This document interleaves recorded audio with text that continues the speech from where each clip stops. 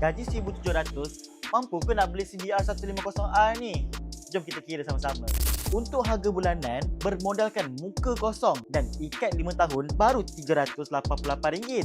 Untuk harga road tax pula, setahun RM450. Jadi sebulan kau kena prepare dalam RM38 sahaja. Untuk minyak pula, sebab tangki motor ni 12 liter, agak besar lah. Jadi sebulan kau kena prepare dalam RM80 je. Untuk servis minor pula, setiap 3,000 km dalam RM80 saja. Biasalah tukar yang hitam. Tapi kalau kita bahagikan dengan 2 bulan, baru RM40. Untuk wear and tear pula, kalau tayar depan belakang sepasang dalam RM400 lah anggaran. Jadi kalau sebulan kau kena prepare dalam RM33 je. Untuk sproket dan rantai pula, harga sepasang RM180 lah anggaran. Itu pun untuk setiap 20,000 km macam tu. Jadi sebulan kau kena prepare RM15 saja.